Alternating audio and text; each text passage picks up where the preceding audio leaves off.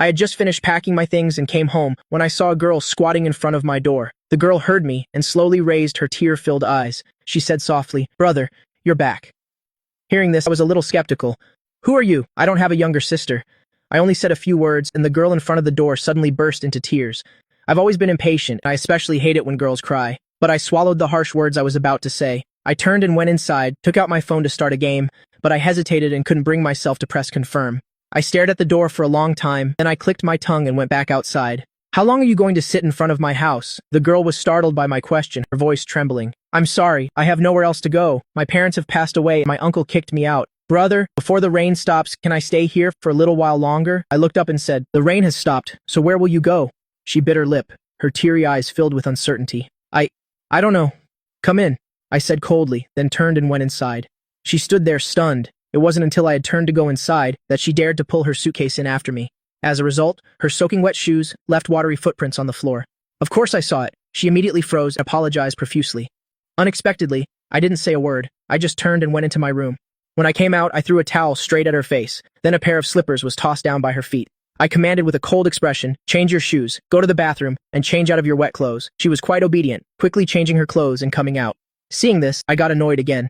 "I told you to change your clothes, and you only changed your clothes. Don't you know you should take a shower after being in the rain?" She was about to drag that tattered suitcase into the bathroom again. I finally couldn't help but click my tongue. "Is your suitcase full of money? You take it with you everywhere." Only then did she let go, lowered her head, and went back into the bathroom. I irritably opened my class group chat, but it was all just nonsense. I couldn't stand to look at it. I waited until she finally cleaned herself up, and then I felt a little better.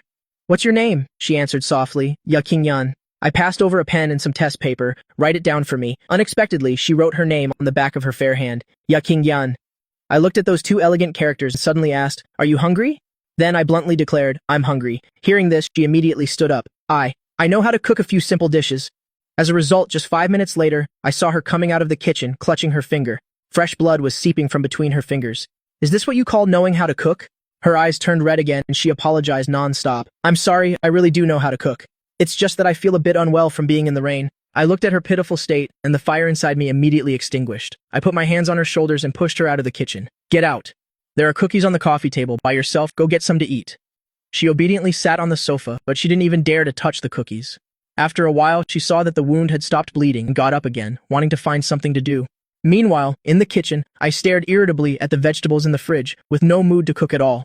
I chopped the vegetables in frustration and threw them straight into the pot to cook with noodles. When I came out, I found Yakinyan mopping the floor. I couldn't help but ask her, "Do you like working that much?" Of course she didn't, but she was more afraid of me kicking her out. I saw through her thoughts with just one glance, but I couldn't make any promises.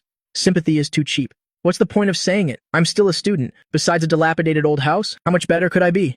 I can't support her. That's the truth. The two of us were at a standstill like that, until I placed the bowl of noodles in my hand on the coffee table. "Stop mopping. Come over and eat." Only then did she put down the mop, wash her hands, and quietly sit down.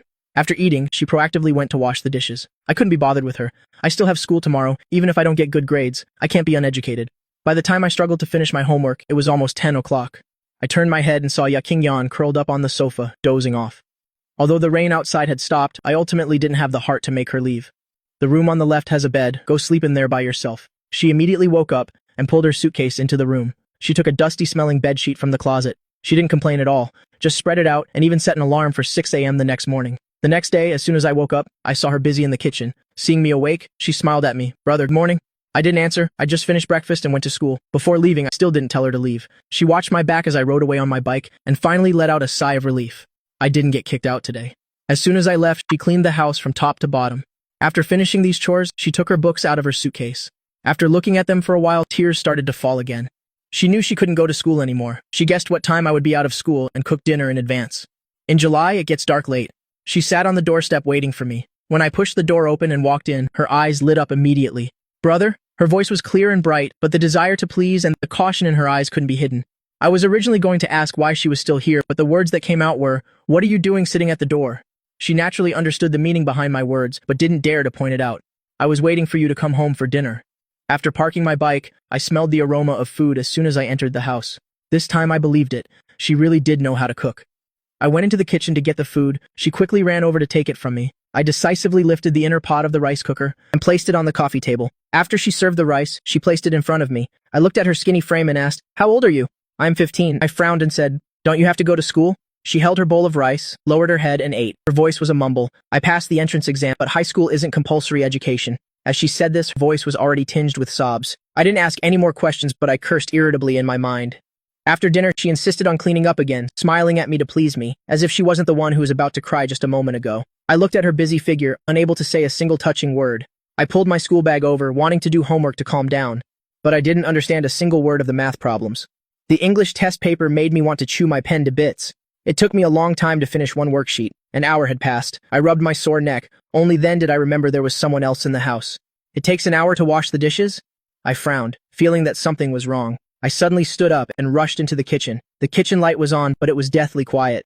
I hurried in and was surprised to find Yakingyun passed out against the wall. The mop had fallen to one side. Under the light, her face was abnormally flushed. As soon as I touched her, I knew she had a fever. The heat was terrifyingly high. Yakingyun, say something. The person in my arms was silent. Not daring to delay, I picked her up and rushed outside, hailing a car straight to the hospital. Fainting from a high fever is no small matter. The doctor ran a series of tests. The result was malnutrition combined with anemia.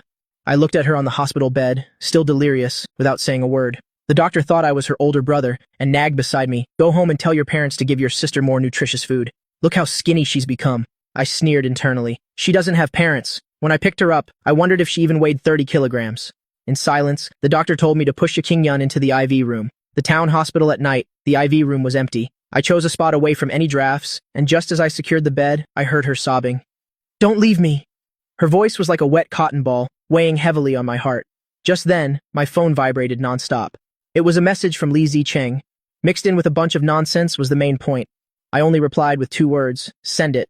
As a result, the next second he asked, "The beauty of Class 3 is having a birthday party. Are you coming?" I ignored him completely and opened the business card he sent. It was a client who wasn't short on cash, but the person talked too much nonsense, asking about this and that.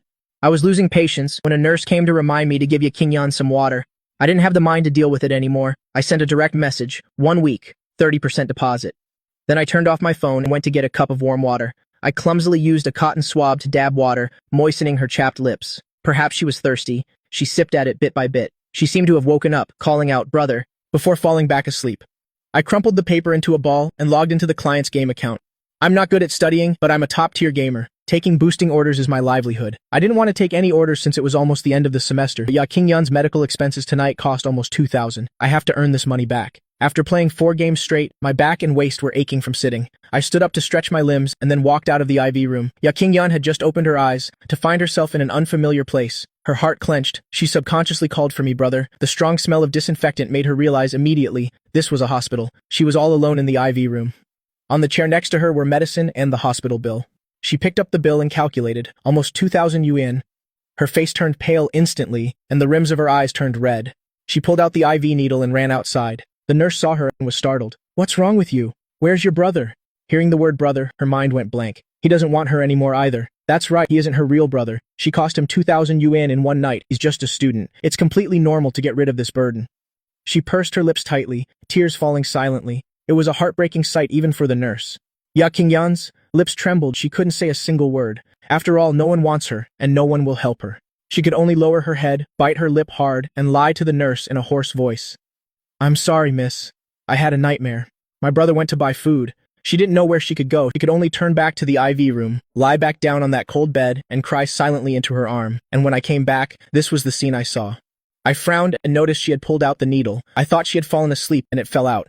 As I got closer, I saw her shoulders were shaking. Yakingyun heard my voice. She was like someone grasping at a lifeline. "Brother," her voice was indescribably hoarse. As soon as I heard it, I knew something was wrong. I walked right in front of her. Unexpectedly, her tear-stained face was revealed before me. Those red, swollen eyes, it was obvious she had been crying for a long time. I'm going to get the nurse. But she panicked and grabbed the hem of my shirt. "I don't feel sick."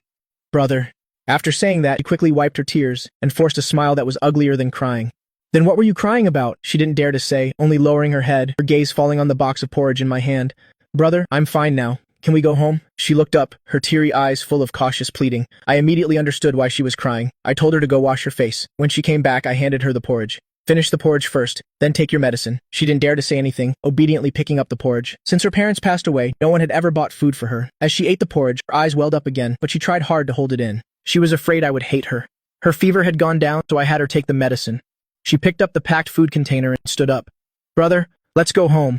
I glanced at her pale face, said nothing, and got up to return the thermometer. The nurse started nagging again, telling me to have my parents make more nutritious food for her. Yakinyan subconsciously looked at me, wanting to explain, but not daring to. But I glanced at her and gave a faint mum. She was stunned for a moment, then hurried to follow me. When we got home, the first thing she did was rush into the kitchen. I finished drinking water and realized she wasn't in front of me. Right after, she trotted out, wringing the hem of her shirt with both hands. Her lip was bitten raw. "Brother, I'll pay you back for the hospital bill. Can you please not kick me out?" The following words, she couldn't get them out.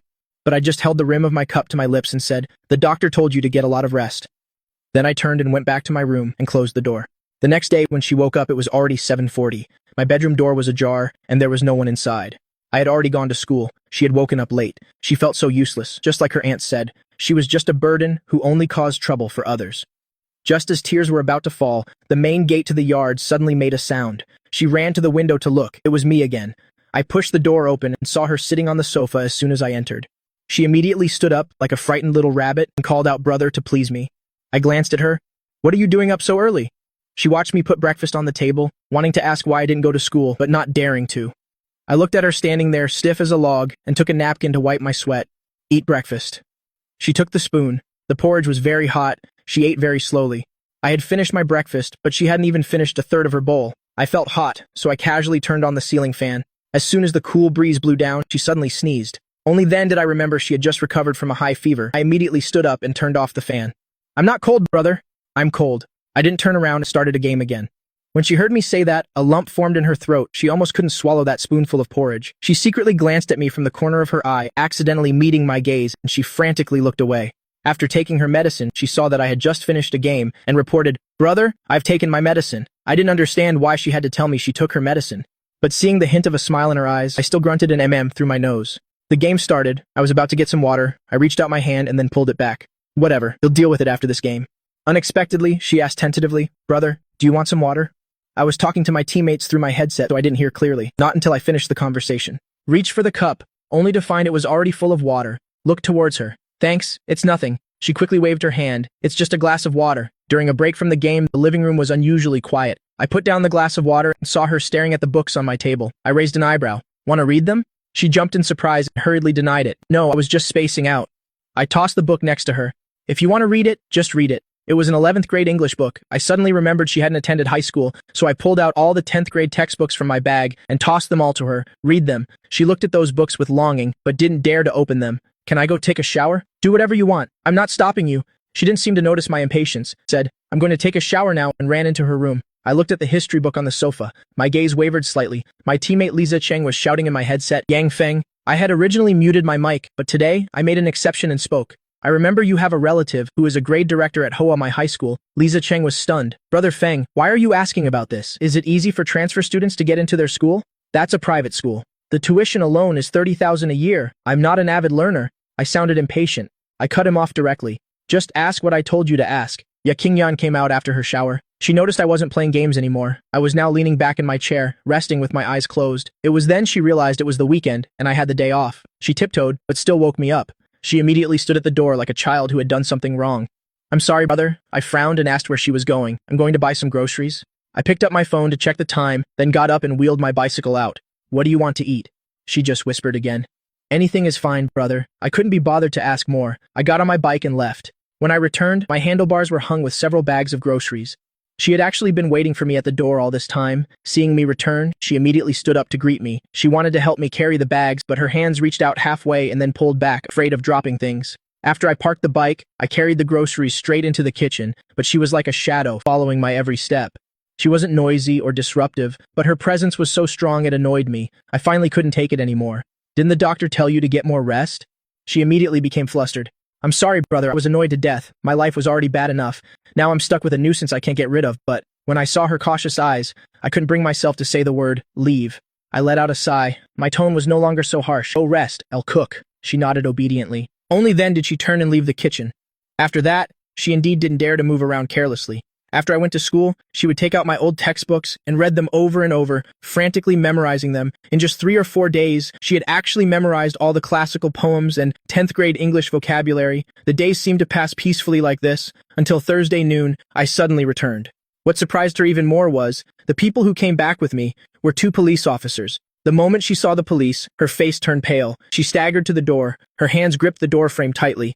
"Brother, you don't want me anymore either?" A young girl kicked out by her relatives. The heavy rain lashed mercilessly at her. Helpless, she stopped in front of my house. I had just moved in and looked at her doubtfully. She looked at me with tear-filled eyes. "Brother, before the rain stops, can I stay for a little while?" I let her into the house, but after the rain stopped, she didn't want to leave. Her parents had passed away. She had nowhere else to go. She took on all the housework just so she could stay here. But a week later, I called the police because aside from having a place to stay, my conditions weren't much better than hers. I was clearly her last resort, but her voice was so soft it was almost inaudible. "Brother, you don't want me anymore either." The sunlight happened to shine in her eyes. The glint of tears in that moment stung my heart, but in the end, she still turned and got into the police car. I watched her slowly drive away until she completely disappeared from sight. "I'm sorry, Ya Qingyan." After returning home, I found the house uncomfortably quiet. She had only stayed for a week, but traces of her were everywhere in the house. The girl who desperately did housework had immediately made the room clean and tidy. The old room that was never aired out now had curtains fluttering in the breeze. I looked at the neatly folded blanket and couldn't help but want to erase its existence, so I stuffed the blanket into the closet, wanting everything to go back to how it was before she came. Suddenly, a paper envelope fell out. I thought she had left me a letter, but I didn't dare to read it at all. I threw it straight into the trash can. Done. I stood in front of the trash can, feeling a lump in my throat. I casually kicked it. The trash can rolled over. The envelope and its contents fell out. It was money. I was stunned. I bent down and picked up the envelope and poured the money onto the table, a total of 637.8 yuan. No more, no less. It was the exact amount for the medical bill she was paying me back. Suddenly, I remembered her at the hospital that night. I had bought porridge back. She was curled up at the head of the bed, crying secretly, and when she saw me, her face was filled with surprise and joy. I didn't dare to look at this money at all. I casually covered it with a notebook, then quickly took out my phone to start a game, just wanting to escape, not daring to face it. At the same time, Ya Qingyan was taken to the police station. A policewoman took her into a room, trying to understand her situation. However, other than quietly saying thank you after receiving water, she didn't say another word. The policewoman saw that she didn't want to talk, so she could only sit with her patiently for a while. Seeing there were still no results, she quietly left to give her some time alone. Half an hour later, the policewoman returned with milk tea and asked gently, "Do you like drinking milk tea?" She glanced at the milk tea and shook her head. Still not saying a word, she knew her situation all too well. The moment she opened her mouth, she would be sent back to her youngest uncle's house. Her aunt wouldn't say anything in front of the police, but she could push her out the door behind their backs. Ironically, she still had relatives. She was almost 16. The orphanage wouldn't easily take her in. She understood all of this very clearly, but there was no way to change anything. The police saw she didn't touch the milk tea and could only feel helpless. It was getting dark. The world outside was growing colder. Seeing it was almost time to get off work, the atmosphere in the room was still dead silent. Finally, the policewoman asked again, "What do you want to eat?" But Ya Qingyan just shook her head. She finally spoke. Her choked voice was startling. "I'm not hungry." The policewoman stood up, intending to smooth her hair, but felt dampness as soon as she touched it. Realizing she had actually been crying the whole time, the policewoman said nothing more, just tactfully pretended not to notice, and turned to leave. For the next 2 days, Ya Qingyan remained silent at the police station. The police were truly out of options, and could only contact a relief station to take her in for the time being. That day happened to be a weekend, and the sky was clear after the rain, but no matter how blue the sky was, no one was in the mood to admire it. The policewoman taking her was not the original one, it was someone else. The atmosphere was even colder. Ya Qingyan stood to one side, head down, pulling her suitcase, only able to hear the policewoman and the person in charge of the relief station discussing her situation. After they finished talking, the policewoman patted her shoulder. "Stay here for a few days first. If anything happens, talk to this lady. She will help you." The staff member smiled at her. "My name is Li Jing. You can call me Sister Jing Jing. What's your name, little sister?" She hesitated to speak. "Ya Qingyan," Li Jing said with a smile. "The sun is too strong. Let's go inside and talk." She reached out to help with the luggage, but she reflexively pulled her suitcase aside. At that moment, she bit her lip hard and finally looked up at the policewoman. "I want to go to my youngest uncle's house." This was the first time she had spoken voluntarily in 2 days. The policewoman and Li Jing looked at each other and ultimately decided to respect her wishes. "Where is your youngest uncle's house?" "We'll take you there."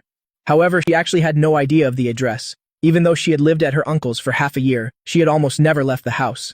The farthest she went was the vegetable market. The neighborhood villagers. She didn't know them at all. Then she added another sentence. "My youngest uncle's house is near Yang Feng's house." The police and Li Jing were completely confused and could only call a colleague to ask. They quickly clarified the situation. She didn't want to go to the relief station, so they couldn't force her. After all, one can only stay at a relief station for a maximum of 15 days. After 15 days, she would still have to be sent home, so the police decided to take her directly to her youngest uncle's house. She got into the car once again. The policewoman had intended to ask her why she hadn't mentioned having an uncle before, but when she turned back and saw her red-rimmed eyes, she didn't ask anything when the car stopped near Yang Feng's house. I was just wheeling my bicycle out of the yard. In an instant, I saw her. At the same time, Qingyan also saw me. She reflexively wanted to call out to me, but held back and didn't speak. After all, even her own flesh-and-blood uncle didn't want her. I had no blood relation to her. How could I bear this deep burden of hers? She gritted her teeth and clutched her suitcase tightly. Her eyes were full of stubbornness and forbearance. Qingyan looked away, not looking at me, and just turned to the policewoman who had gotten out of the car and whispered, "Officer, my uncle's house is just ahead. I'll go by myself. Is that okay?" The policewoman was in a bit of a difficult position. Procedure required them to escort her directly to the door. She gently tugged the policewoman's hand, her voice even softer. "Officer, I ran away on my own a few days ago. If you take me back, my youngest aunt will fight with my youngest uncle." This was the first time Qingyan had lied. She didn't dare to look at the other person at all. She just lowered her head and gently tugged the policewoman's hand. In the policewoman's eyes, her appearance was all the more pitiful. Since Qingyan had been taken to the station, she hadn't spoken much. No matter what they asked, she wouldn't speak. The policewoman and the male officer with her discussed for a moment, and in the end, they didn't make things difficult for Qingyan. "We won't take you over there. We will watch you go in from here." Qingyan bit her lip. "Nod. Dead. Thank you, officer. Officer. Besides, thank you. And sorry." Qingyan didn't know what else she could say. She pulled her suitcase towards her youngest uncle's house, each step very slow. Qingyan's youngest uncle's house was not far from Yang Feng's. The day she was kicked out, she didn't go very far, a distance of 20 or 30 meters. No matter how slowly she walked, Qingyan arrived at her youngest uncle's door. Looking in through the yard, the window inside was open. A family of 3 was having dinner not far away. At the door of Yang Feng's house, the police car that brought her was still parked there. Qingyan stood for 2 seconds and went forward to ring the doorbell. Zhengping came to open the door, muttering curses. When he saw Qingyan, he was stunned for a moment. "Little Qingyan?" Qingyan forced a smile. "Youngest uncle, I forgot something my mom left me. I'll leave as soon as I get it." After the day Qingyan was kicked out, Zhengping had a huge fight with his wife. The two of them argued irreconcilably and almost got a divorce. She was his own niece, after all. Zhengping had been restless these past few days, but his wife had said, if Qingyan was there, she and their son wouldn't be seeing Qingyan again. Zhengping was filled with mixed emotions, but he couldn't bring himself to tell her not to go. "Have you eaten?" "I have." Zhengping wanted to ask something else, but Qingyan had already carried her suitcase into the yard. She didn't pull the suitcase inside, but stood to one side. "Youngest uncle? It'll only be a moment. Just a moment." Inside was the voice of her youngest aunt. Seeing her youngest aunt was about to come out, Qingyan hurriedly pushed Zhengping back. "Youngest uncle, you should go back. I'll leave in a moment." Qingyan smiled again. Zhengping's heart ached watching her. He looked away and silently turned back inside. As soon as Zhengping entered the house, he was glared at by his wife. "Who was that?" "Someone asking for directions," Zhengping said casually, but his wife didn't believe him. "Asking for directions took that long? It wasn't some little temptress, was it?" "Zhengping, let me tell you, if I find out you've been unfaithful, it'll take our son and leave." Qingyan stood at the door, 7 or 8 meters away. She heard the argument inside crystal clear. It was completely dark now. There had been a rain shower in the afternoon. She just stood there like that until the sound of a car was heard outside. Only then did Qingyan go to the gate and peeked through the crack to watch the police car slowly drive by. Inside the house, her youngest uncle and aunt were arguing more and more fiercely. Qingyan glanced towards the window. Her cousin was looking at her. "Mom, I know who it is. It's Qingyan." Qingyan's cousin's words ignited the battle. The argument in the house escalated again. The woman's screams and the sound of things being smashed. And finally, the man's angry roar. "I can't live like this anymore. Damn it, I can't live like this anymore. That's my own niece, the only bloodline my brother left behind. Liu Xiaohong, I'm telling you, I will definitely raise her. If you want to stay, stay. If not, then don't. If we can't live together, we'll get a divorce tomorrow. You've wanted to leave me for a long time, haven't you?" Qingyan is just an excuse. What are you pretending for? Zhengping. 2 days. When Zhengping woke up, it was already afternoon. He rubbed his eyes and sat up, looking at his surroundings. His heart filled with doubt. He didn't know why he was here, nor how he had gotten here. He only remembered arguing with Qingyan last night and then leaving the house. He didn't know where he had gone, nor how he had returned. He only remembered being in a strange place and seeing an unfamiliar woman. Who was that woman? Why was she here? What was her relationship with him? Zhengping's heart was full of questions. He wanted to find answers. He got out of bed, got dressed, and walked out of the room. He saw a living room, a kitchen, and a bathroom. He went into the bathroom, washed his face, brushed his teeth, and combed his hair. He came out of the bathroom and went into the living room. He saw a sofa, a TV, and a coffee table. He walked over, sat on the sofa, and turned on the TV. He saw a news report, a commercial, and a variety show. He watched for a while and felt bored. He turned off the TV, picked up the phone from the coffee table, and called Qingyan. "It's nothing." Zhengping's eyes were red as he stomped his foot. Thinking of how Qingyan had just smiled at him, he raised his hand and slapped himself twice. The neighbor who tried to stop him didn't understand why, and was shocked by his action. "Old Ya, what are you doing? If you have something to say it calmly." The neighbor had just finished speaking. Liu Xiaohong had already let her son out. "Tomorrow at 10 a.m. at the gate of the Civil Affairs Bureau. Zhengping, if you don't come, then you're a coward."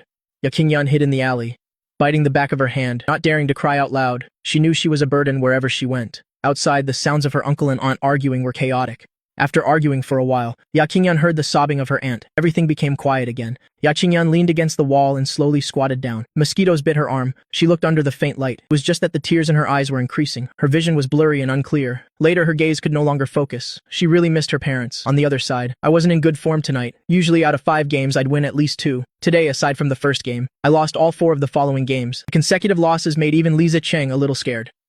Fenga, maybe we shouldn't play anymore tonight. Okay, I replied. Then I quit the game immediately. Lisa Cheng's "What's wrong with you?"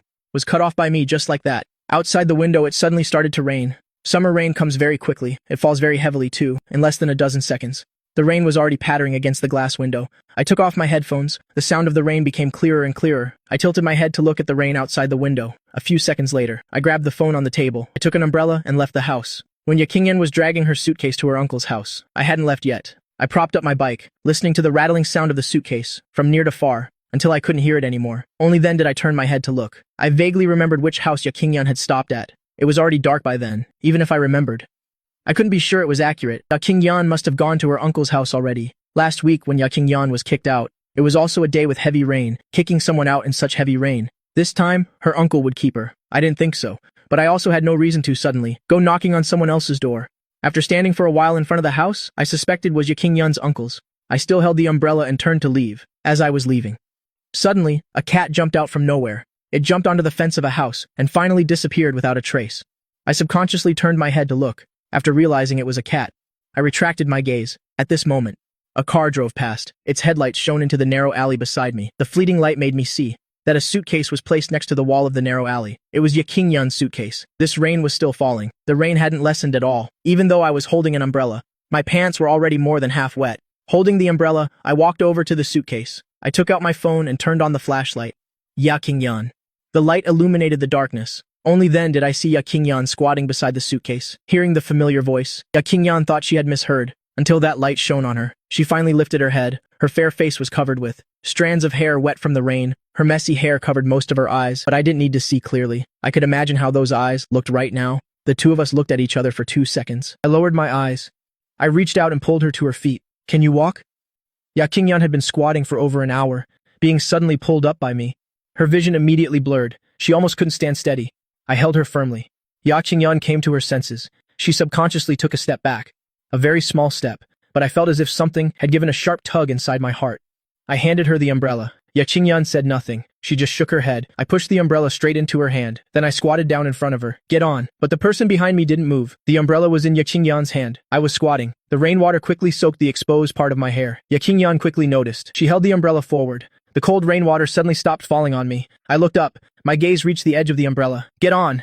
I'll leave tomorrow." The girl who had been silent for a long time spoke. Her voice was hoarse and low. Suddenly, a terrifying clap of thunder lit up half the sky. Yakinyan was startled. She lost her grip on the umbrella. It fell on me. I picked up the umbrella and stuffed it back into her hand. "I need you." Yakinyan. The young man's voice was clear, yet it carried a certain deep solemnity. Yakinyan bit her lip. Tears and rainwater mixed together. She could no longer distinguish whether there were more tears or rainwater on her face. Another clap of thunder sounded. I lost my patience. I turned around, about to ask what she wanted, but then I saw her biting her lip and crying. She always seemed to be crying, and yet, on the day the police took her away, she smiled at me. Thinking about that day, I suddenly wasn't angry anymore. "I won't let anyone take you away again. I'm sorry. I've never bowed my head and admitted I was wrong to anyone in my life." "Yakinyan, get on!" I called out once more. This time, Yakinyan didn't just stand there. She held the umbrella and leaned over to lie on my back. I pulled her suitcase and walked out of the narrow alley. After 3 days, she was back at my house again, without me having to say anything. Yakinyan went to take a bath on her own. When she came out, I had already changed into different clothes. My hair was still wet. I was leaning against the door frame, talking on the phone with someone. On the table was a glass of dissolved medicine powder. Seeing her come out, I pointed at the still steaming glass of medicine and told her to drink it. Yakinyan nodded. She sat to one side and picked up the glass, taking small sips. Yang Feng hung up after a short phone call. He stood at the door for a moment. "Go to sleep early. Tomorrow morning, come to school with me." Hearing me say this, Yakinyan's hand, holding the glass, trembled. "Brother? What? You don't want to go to school?" Yakinyan lowered her head. She wanted to say she didn't want to, but she couldn't bring herself to say it. She wanted to go to school. She wanted to go to college. She wanted to get a good job to repay Yang Feng. "Remember to bring your report card tomorrow, your household registration book and ID card." After I finished speaking, I turned and went inside. Only Yakinyan was left in the living room. The rain outside the window had subsided a lot. She tilted her head back and drank the glass of cold medicine in one go. She went back to her room and opened her suitcase. She took out the household registration book, report card, and ID card that Yang Feng had mentioned after her parents passed away. Only her name was left in the household registration book. Around the time Qingyun took her high school entrance exams, her mother's illness worsened, but her parents, not wanting to affect her exams, neither of them said anything, even though they didn't say it. Qingyun could sense it. She could only work harder. Her high school entrance exam scores were very good. She could choose any of the top high schools in the city. The day her parents found out about her scores, the family of three still held a small celebration at the hospital. It's just that less than 2 days later, something happened to Qingyun's father. Qingyun reined in her thoughts. She didn't allow herself to think about these things anymore. She'd already cried many times today. Her eyes were swollen. Qingyun wiped her tears. She neatly put her things aside, then she took her phone and set an alarm for 6 a.m. tomorrow. After doing all this, Qingyun got into bed. The room was exactly the same as when she left. She shook out the blanket. Something fell out. The room was exactly the same as when she left. She shook out the blanket. The envelope she had tucked into the blanket that day fell out. Qingyun bent down to pick up the envelope. Inside was all the money she had before she left that day. She had left this money behind. She wanted to repay the medical bill from that day. Qingyun knew this bit of money wasn't even enough to cover half of what I spent that day, but that was all the money she had. Qingyun placed the envelope under her pillow. She turned off the light and lay on the bed. During the 2 nights at the police station, Qingyun barely slept. These past few days, she felt like a drifting water fern. She didn't know where she would end up, nor did she know where she could stop and rest. Today, when she was standing at the entrance of the relief station, she was suddenly afraid. She told the policewoman that she was going to her uncle's house. In reality, she just wanted to come back and see brother Yang Feng again. Qingyun knew she was being despicable, taking advantage of my pity, to make me tie myself to this burden. But she really didn't know what to do. She was almost 16 years old. Even if she were sent to an orphanage, no one would adopt her anymore. Besides, she had relatives. She wasn't eligible to be sent to an orphanage in the first place. If the people from the relief station took her back to her uncle's house, making it known to everyone, they would definitely not spare her. The moment she was kicked out of the house by her uncle, Qingyun knew she had been abandoned by them. Adults' decisions were always decisive. Their compassion seemed to have long since worn away. But I was different. She knew I wasn't like them. I'm sorry. Brother Yang Feng, Qingyun had a dream. She dreamt that her parents were holding hands, standing on the other side of the river. They smiled and said to her, Yan is so good. She wanted to hug them, but they waved their hands and said she couldn't. Qingyun asked them why not. They said the time hadn't come yet. Then they said they had to go. We'll come visit you again next time. They told her to study hard. She chased after them, asking them to take her with them. But no matter how she chased, Qingyun couldn't catch up. When the phone's alarm rang, Qingyun realized she had been dreaming. 6 a.m. Qingyun raised her hand to wipe away the tear at the corner of her eye. She folded her blanket and got out of bed. She left the room. I wasn't awake yet. There weren't many ingredients in the fridge. Qingyun found some dried noodles. She boiled water and put the noodles in. 6:30. Alarm went off. I frowned and turned off the alarm. I intended to go back to sleep. Just as I turned over, I suddenly thought of something. I bolted upright in bed. When I walked to the kitchen, I heard a noise inside. My sleepiness immediately vanished by more than half. Seeing Qingyun scooping noodles in the kitchen, I lifted my foot and kicked the door. Qingyun jumped in fright. She almost dropped the bowl of noodles in her hand. She put the bowl down. She turned her head, saw me, and said with a smile, Brother, you're awake. She cried too much yesterday. Qingyun's eyes were still swollen. Her smile wasn't very pretty right now, but her clear black and white eyes shone with a glimmer of light. It made me frown slightly. I walked over and picked up the bowl of noodles she had just put down. What are you doing up so early? Qingyun followed behind me with chopsticks. I went to bed early last night. I placed the 2 bowls of noodles on the table. I turned around and went back to my room to change into my uniform. Then I went to wash my face. After finishing these things, I came out. I found a bowl of noodle soup next to my bowl of noodles. Brother. Qingyun handed me the chopsticks. Only then did I avert my gaze and sit down to eat the noodles. I have a big appetite. I finished a bowl of noodles in just a few bites. Qingyun saw that I had finished eating. She got a little anxious. She subconsciously took a big bite of noodles. As a result, she ate too hastily. She choked when she swallowed. Her face immediately turned red. I put my phone down and poured her a glass of water. What's the rush? Qingyun took a big gulp of water and swallowed the noodles. Only then did she look at me shyly. I'm not in a hurry. I couldn't be bothered to expose her. I leaned back against the chair. I grabbed my school bag and took out a math test from inside. I randomly filled in the multiple choice section. Then I wrote the word solution for the open-ended questions. Anyway, my grades were always terrible. There was no difference between writing randomly and writing seriously. After finishing the math test for show, I took out the physics test and did the same. It only took 7 or 8 minutes. I had easily finished the 2 tests. Noticing the gaze from the side, I glanced up slightly. I saw Qingyun looking at me. The hand holding my pen trembled. Don't learn from me. Qingyun pursed her lips. I finished eating. Brother. After she spoke, she stood up with her bowl and chopsticks and walked towards the kitchen. Before I could even speak, she had already disappeared from the living room. I averted my gaze. I looked down at the physics test in my hand and shoved it straight into my school bag. The sunlight before 7 a.m. was still gentle. My mountain bike can't carry a passenger. So I took Yaqingyun to school by bus. The final exams were in 2 days. For the past few days, students had been coming to school quite early in the morning. When I got off the bus with Yaqingyun, I ran into quite a few familiar faces. Yang Feng, where's my bike? A tall, skinny boy cycled up beside me. I paid him no mind. The other person seemed used to it. He started asking about something else. What was wrong with me last night? I lost 4 games in a row. Can I even continue with this game-boosting order? It's hot, and it's the peak time for going to school. The school gate was full of students.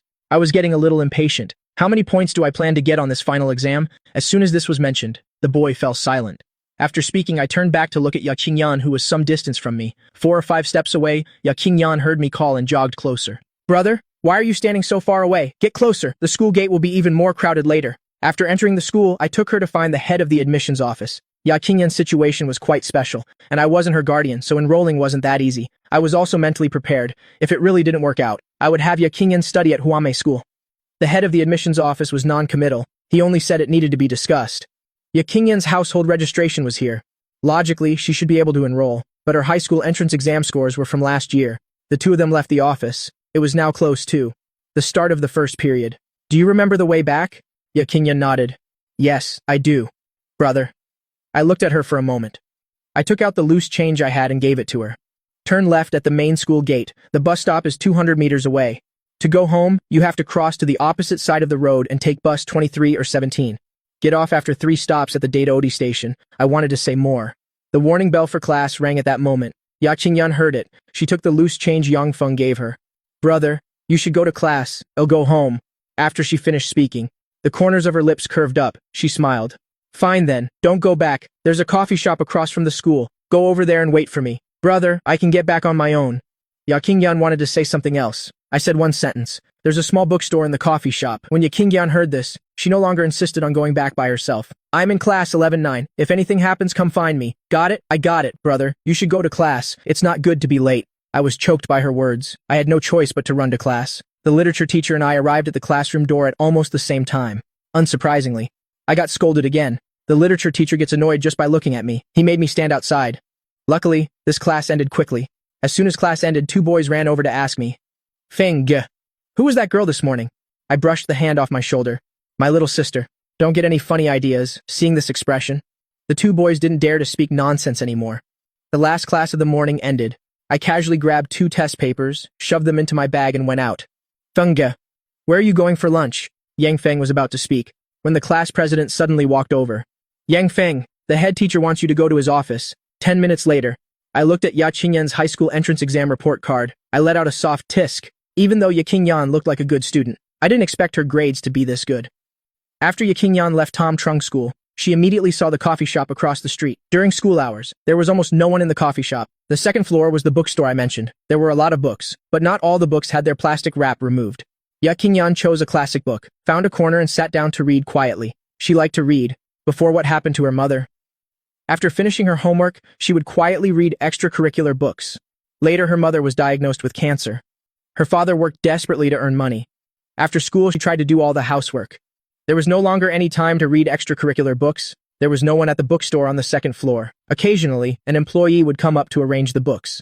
Yaqingyun was embarrassed. She wanted to order some food, but after looking at the menu, she blushed and put the menu back in its place. Waiting until after the staff went downstairs, she went over and picked up a book to continue reading. Yaqingyun wanted to finish this book. She read with great concentration. Without realizing it, more than 3 hours had passed. It was time for Tam Trung Hai's lunch break. Students started coming into the cafe. When I found Yaqingyun, she was standing in the corner by the bookshelf, hugging a copy of The Hunchback of Notre Dame and reading it. It was after school. Quite a few students were having snacks at the second floor book cafe. I had been standing in front of Yaqingyun for a while, but she still hadn't noticed me. Is it that good? I reached out and covered the book with my hand. With the book covered, Yaqingyun finally looked up when she saw me. Her eyes clearly lit up.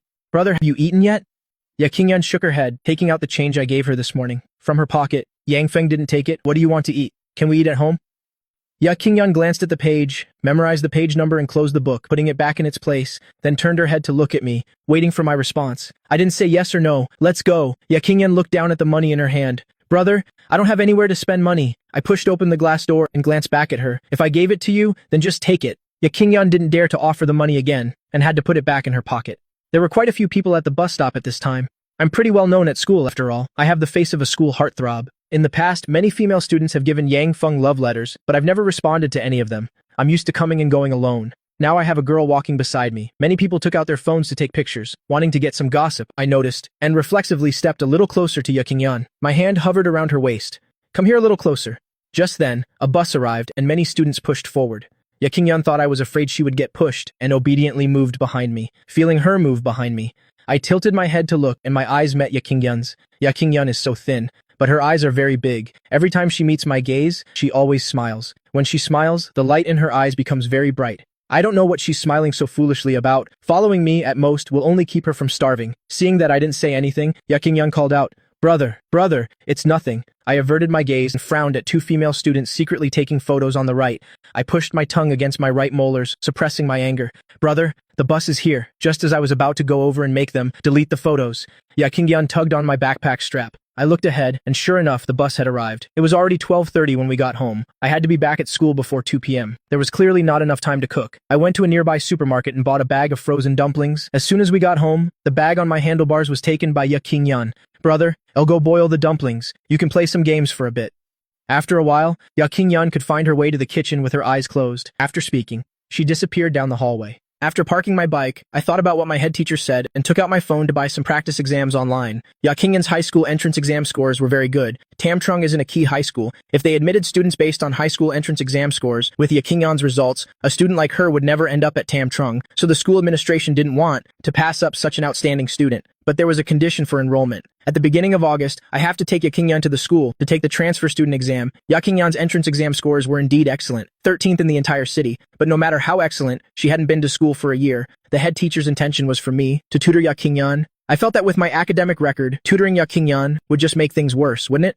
I don't have money for tutoring classes either. All I can afford are workbooks and practice tests. I looked for a while and found that there's a trick to buying workbooks and practice tests. A bad student like me has no idea which ones to buy, but I'm not the type to pretend I know everything. If I don't know something, I don't force it. Anyway, Li Zicheng has many relatives who are teachers. I directly transferred 500 yuan to Li Zicheng and asked him to help me buy them. Li Zicheng has known Yang Feng for so many years. This was the first time he'd ever heard me say I wanted to buy workbooks. He suspected he had misheard. Brother Feng, did you type that wrong? Are you sure you want high school entrance exam workbooks? Even taking a huge step back. Even if you wanted to work hard, you're already in 11th grade. Shouldn't we be buying college entrance exam prep books? In the past, I wouldn't have replied to these pointless messages from Li Zicheng, but this time I had to. For middle school, I'm buying them from my sister.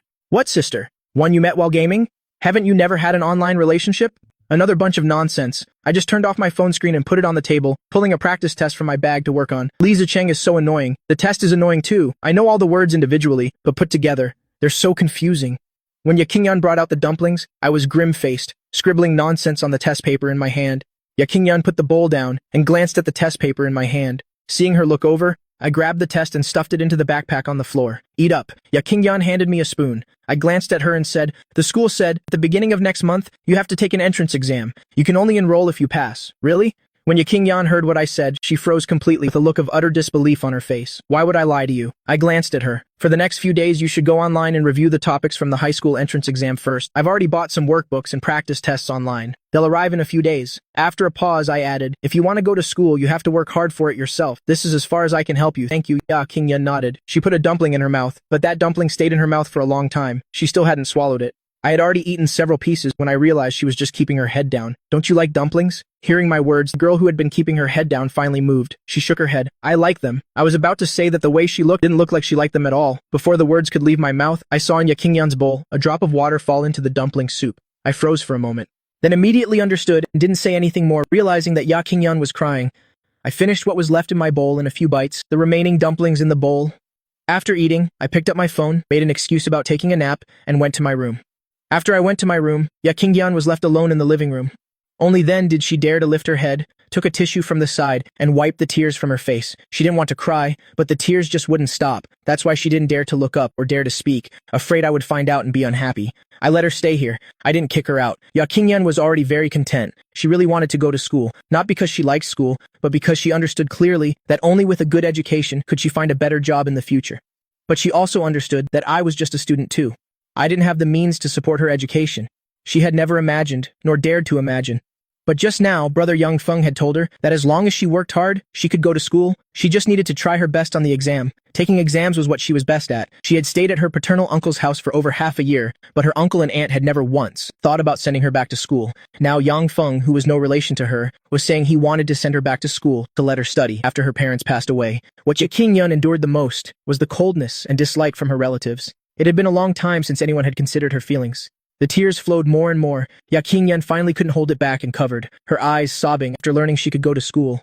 Ya Qingyun's life was no longer aimless. Doing schoolwork again after a year off, she had indeed forgotten a lot of knowledge. In other aspects, she was thin-skinned, but when it came to studying, before, at school, if she encountered something she didn't understand, she'd ask the teachers or her classmates. Now there were no teachers or classmates, so Ya Qingyun asked me. Ya Qingyun knew I had final exams these past few days. She didn't dare to bother me much, just used a notebook to write down the concepts she didn't fully understand. On the day my final exams ended, the workbooks I asked Li Zicheng to buy also arrived. 500 yuan worth of workbooks, exactly 10 books. Li Zicheng's backpack had never carried so many books. I tossed my backpack to him, put them in here. Having just finished finals, everyone was a little relaxed. I had just given the backpack to Li Zicheng when a male classmate came over and asked if I wanted to pull an all-nighter gaming tonight. Yang Feng didn't even look up. No. Beside him, Li Zicheng laughed as he put the books in the bag. Who wants to game with you? The new season just started. Brother Feng got a big order. What big order?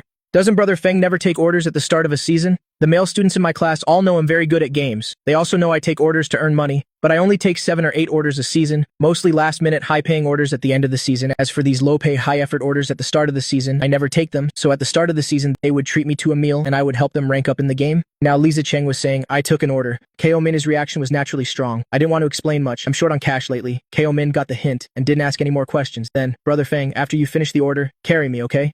Okay, I replied faintly. Seeing that Li Zicheng had finished packing, I hooked one strap of the backpack, slung it over my shoulder, and walked out. I'm leaving? Wait for me. I'm leaving too? Li Zicheng zipped up his backpack while chasing after me. What's up with you lately? As soon as school lets out for lunch, you go home. As soon as school lets out in the afternoon, you go home. We just finished exams, and it's a Friday. Although the final bell only rang 10 minutes ago, there were no students left on the stairs. Li Zicheng put his arm around my shoulder. My mom's on a business trip, my dad's working overtime. I'm coming to your place tonight when you're boosting. Carry me too? No, a firm rejection. Li Zicheng immediately started acting dramatic. Sob, have you found someone else? Look at this period of time. How much time have we spent together? Before, we could at least have lunch together. Now you don't even eat lunch with me anymore. I shrugged, shook Li Zicheng's hand off my shoulder, completely ignoring him. Seeing this, Li Zicheng had to change the subject. Seriously though, which little sister did you buy that pile of workbooks for? You bought someone so many workbooks at once. You're not trying to get revenge on her, are you? Hearing him say that, my steps slowed slightly, but I quickly felt that Li Zicheng was talking nonsense. Revenge? With the way Ya Qingyun insisted on bringing her textbooks with her even when she was homeless, me buying so many workbooks was clearly a reward for her. I didn't answer. Li Zicheng couldn't stand it.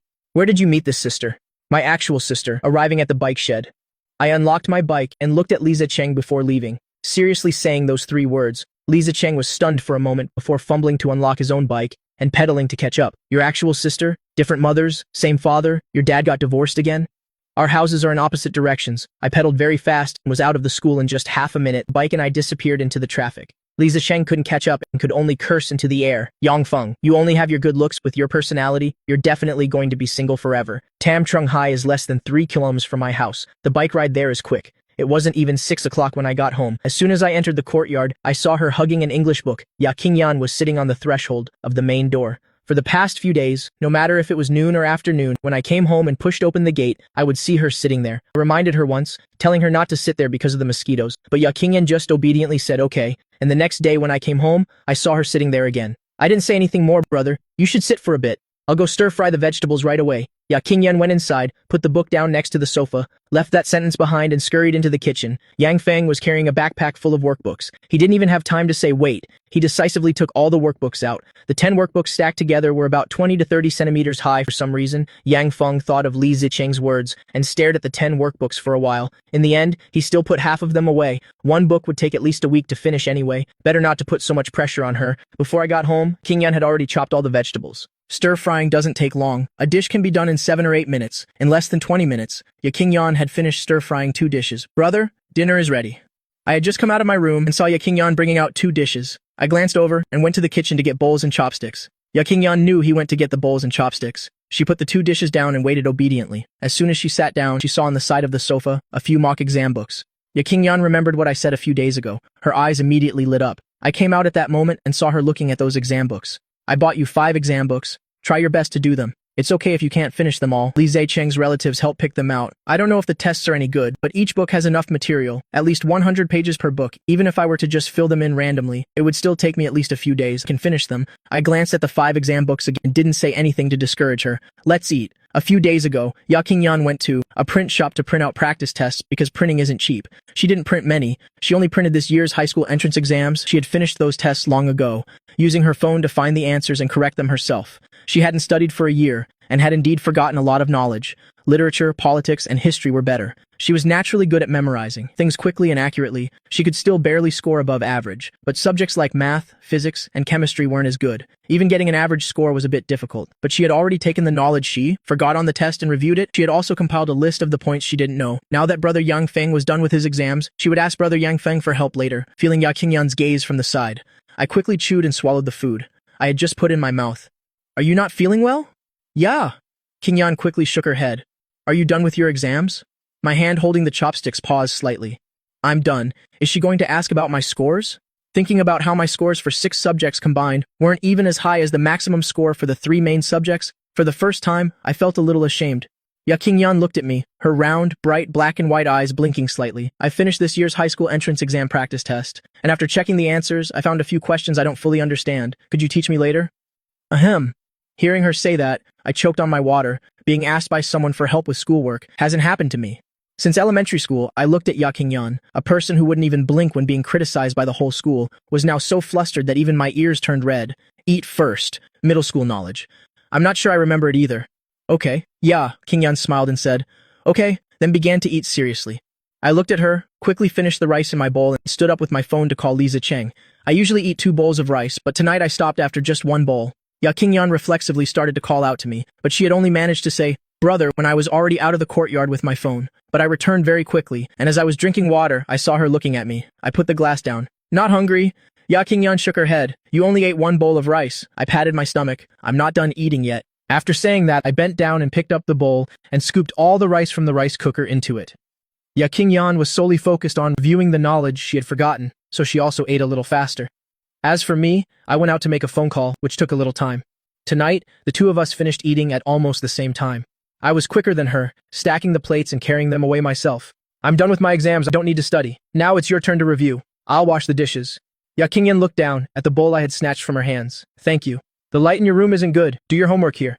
I said, pulling out a few napkins to wipe the table, and casually took out a real exam paper, placing it in front of her, motioning for her to do it. Ya Qingyan nodded, took a pen from the small box beside her, then lowered her head and started working. In the past 2 days, Ya Qingyan had reviewed all the 9th grade textbooks in the box. Her foundation was already good, so she was very fast with the basic multiple-choice questions. Before she knew it, she had done nearly 100 basic multiple-choice questions in literature. Ya Qingyan then belatedly realized that I was taking a bit long to wash the dishes. Ya Qingyan looked at the dog-shaped alarm clock on the TV and discovered it was already 8:30. She took a red pen from the box beside her and started checking her answers and correcting her work. In the past, Ya Qingyan never lost points on basic questions. This time, out of 96 questions, she only got 8 wrong. Ya Qingyan was still very satisfied with this result. She didn't rush to collect the basic questions she got wrong. Ya Qingyan still remembered what she said during dinner, but after I went to wash the dishes, I didn't come out again. She went to her room to get her mistake notebook and stood in front of my door, knocking. Brother. The door wasn't closed and the light was on inside. Ya Qingyan knew Yang Feng was in there. She waited for a moment but didn't get a reply from Yang Feng, and she didn't dare to go in, so she had to go back to the living room to sit. I was in a team fight. Ya Qingyan's voice wasn't loud. I didn't hear it clearly, only vaguely hearing what seemed to be Ya Qingyan calling me, but this round ended very quickly. I glanced at the time in the top right corner of my phone, quit the game, then got up and went out. Did you call me? Ya Qingyan held up her mistake notebook. I don't understand these questions. Brother? The girl's eyes were filled with a thirst for knowledge. I raised my hand to wipe my sweat. Wait a minute. I felt thirsty and turned to get an iced Coke from the fridge. Do you want a Coke? Ya Qingyan shook her head. I went to the fridge in the kitchen and took out 2 Cokes, not caring. Whether Ya Qingyan would drink it or not, I placed 1 bottle next to her hand anyway. Wait a bit, my phone needs to charge a little more. Later I'll make a video call and ask someone who's good at studying to teach you. You can teach me too. I choked again. I've forgotten it all long ago. Perhaps feeling that this wasn't very convincing, I pursed my lips and added a sentence. I'm a bad student. Ya Qingyan couldn't help but laugh. I thought you did the exam like that because you already knew how to do it. If I'd known how to do it long ago, would I have needed to wait until the very end to do it? I turned my head away, not daring to look at Ya Qingyan. 2 hours ago, I called Li Zicheng and told him about tutoring Yakingyun. Li Zicheng originally thought when Young Feng said he had a little sister, it was someone he met online. He didn't expect it to be a real little sister. The video call connected. Li Zicheng stared at the phone screen. Brother Feng, where's our little sister? I directly ignored his words. I've sent you the questions. But Li Zicheng is a typical extrovert. It didn't matter that he couldn't see the person. Weren't they still on a video call? It didn't affect his talking. Little sister, what's your name? My name is Li Zicheng. You can just call me Brother Zicheng. Just as Li Zicheng finished speaking, a soft female voice came through. Brother Zicheng, hello, my name is Yakingyun. Why don't they have the same last name? Could she really be Yang Feng's half-sister? Of course, Li Zicheng didn't ask this question in front of Yakingyun. Little sister, wait a moment. Let me look at the questions first. Although Li Zicheng was talkative and liked to talk nonsense, he was still very good at studying. If he hadn't gotten food poisoning during the high school entrance exam and had diarrhea, he wouldn't have ended up in Tam Trung High School. Many teachers in Li Zicheng's family said they would help him pull strings to get into the 14th high school. But Li Zicheng knew I was at Tam Trung, so he decisively refused. But he also promised his parents that in the annual citywide unified exam at Tam Trung, if his rank fell below the top 50, he would obediently transfer schools. Over time, he was dubbed a study god. Of course, since he was a study god, how could he stand my academic performance? It's just that every time he wanted to tutor me, I would always say I didn't have time, that I had to earn money, which made Li Zicheng so angry he could have a heart attack. He never expected that he couldn't tutor me, but ended up tutoring my little sister. Li Zicheng really did have a talent for studying. Although he had forgotten some middle school knowledge, it didn't affect his ability to tutor Yakingyun. Plus, Yakingyun's foundation was already solid, and her talent for studying was no less than Li Zicheng's, so she understood Li Zicheng's explanations immediately. Listening on the side, I was overcome with drowsiness. After listening for a while, I felt that if I kept listening, I would embarrassingly fall asleep, so I got up to take a shower. Yakingyun glanced over and saw me get up. She subconsciously looked up, losing focus for a moment, and didn't hear what Li Zicheng had just said. She was a little embarrassed. Brother Zicheng, I didn't hear you just now. No problem. I'll just say it again for you. There were quite a few questions in Yakingyun's mistake notebook, but for most of them, she could find the information herself, and then look at the answer explanations to understand them. There weren't many questions she truly didn't understand. After explaining the last question, she didn't know what to say to Li Zicheng. But Li Zicheng was never short of things to say. Little sister Yan Yan, are there any other questions? Not at the moment. Li Zicheng called out Brother Feng, but didn't get a reply from me, only hearing Yakingyun's voice. My brother went to take a shower. He went to take a shower? Li Zicheng rubbed his chin, a mischievous idea forming in his mind. Yakingyun didn't know what he was up to, and honestly said yes. This made Li Zicheng excited. Come on, little sister Yan Yan. Tell me, has your brother found a sister-in-law for you yet? Yakingyun said, a little flustered. We're still in school, Brother Zicheng. Ah yeah, what's the big deal? Your brother gets several love letters every day. It's normal for you to have a sister-in-law. Although Yakingyun was always focused on her studies before, she wasn't completely clueless about school matters. Their school did indeed have quite a few students dating. She had been pursued by boys before, but one time she told the teacher, and after that, no one confessed to her anymore. Seeing her silence, Li Zicheng changed the subject again. So, little sister Yan Yan, has any boy given you a love letter? Yakingyun had a shy personality, and as soon as Li Zicheng asked that, her face turned bright red. No, there haven't been any. I don't believe you. You're feeling guilty, aren't you? Haha, just tell me secretly. I won't tell your brother. Just as Li Zicheng finished speaking, he saw the video screen shake, and after a beep, the call was disconnected. I ended the call and looked at Yakingyun. Are there any other questions you don't understand? No more. Thinking about what Li Zicheng had just said, Yakingyun felt like she was in class, doing something she wasn't supposed to, and got caught by the teacher. She only glanced at me, then quickly lowered her head, pretending to review her mistakes. I had washed my hair, and water was dripping from the tips of my short hair. Before she could pull her hand back, a drop of water fell onto Yakingyun's arm. I quickly stepped back, used my foot to pull the chair behind me, and sat down. It's almost 10 o'clock. Aren't you going to shower and sleep? You're already malnourished. If you don't rest well, are you going to stay this short forever? Yakingyun awkwardly closed her notebook and glanced at me, hesitantly explaining. Brother, I didn't talk with Brother Zicheng for long. Brother Zicheng? That didn't sound right to me. Don't call him brother. After saying that, I felt my words were a bit cold, so I had to add something. Calling each other brother and sister might cause misunderstandings later on. From now on, just call him Senior Li. The underclassmen girls at school who ask Li Zicheng for help also call him that. Yakingyun obediently nodded. I'll listen to you. Good girl. I nodded in satisfaction. What nonsense did he just say to you? Li Zicheng's mouth can say anything good. Nothing. Yakingyun was always a good girl in the eyes of parents and a good student in the eyes of teachers. Lying was something she had basically never done. She didn't have the guts, nor was she that thick-skinned. Right now, she didn't dare to look at me at all, keeping her head down, her hands unconsciously gripping the hem of her clothes. I knew she was thin-skinned, so I didn't ask anymore. Go take a shower. Don't wake up too early tomorrow morning. Yes. Yaking breathed a sigh of relief, put away her mistake notebook and workbook, and got up to go to her room to get clothes for a shower.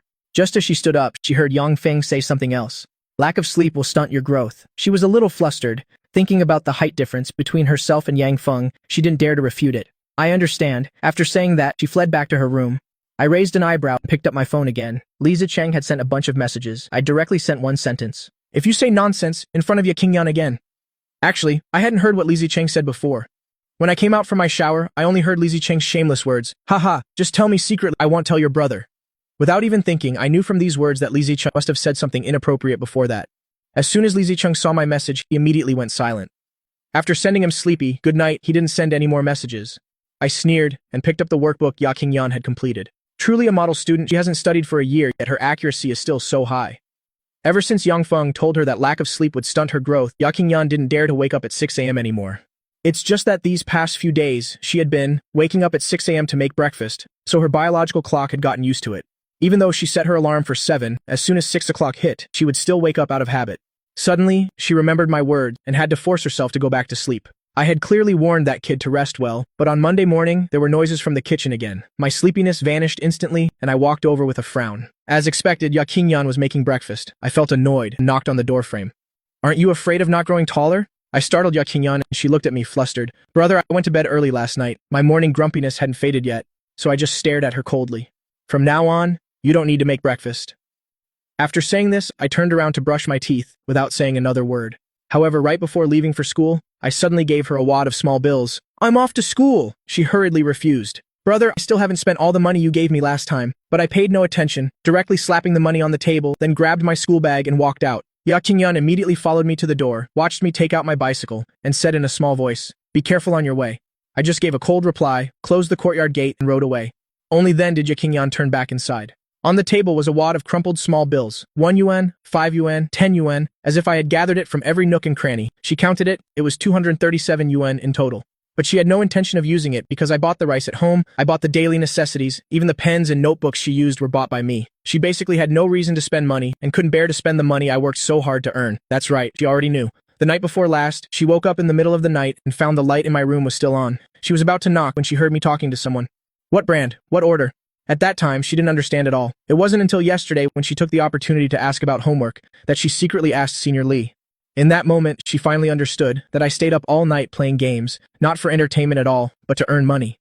Right after that, Senior Li even curiously asked her if I had bought anything expensive recently. Otherwise, why would he be taking so many orders lately? Yaking understood immediately. It turned out I was staying up all night, not for any other reason, but because of her. If it weren't for her, I wouldn't have to work so hard. All this money was my blood, sweat, and tears from staying up all night. Thinking of this, a bitter feeling welled up in her heart. She couldn't refuse the allowance I gave her, so she could only secretly put it away, unable to bear spending a single cent. At the same time, I had just arrived at school and parked my bike when that guy Li Zicheng caught up to me with a gossipy look on his face. Brother Feng, where did you pull a little sister from? I glanced at him, too lazy to bother. But he wouldn't let it go. I've already tutored your little sister for free. Can't you treat me a little better? I said coldly.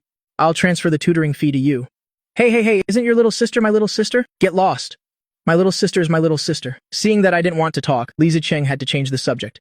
But you know, Yan is truly a top student. Her mind is sharp. She's very good at thinking things through. Hearing him praise Yaking, an inexplicable sense of pride welled up inside me. She ranked 13th in the entire city for the high school entrance exam. Li Zicheng immediately got excited, but no matter how he pried, my lips were sealed. It wasn't until he reached his classroom's floor that he could only watch helplessly as I went upstairs. However, as soon as I entered the classroom, Gao Ming mysteriously sidled up to me. Brother Feng, I heard you got a girlfriend. I frowned and threw my bag on the desk. Who did you hear that nonsense from? The school forum got a picture. Last Monday, you went to school with a girl. I reacted immediately.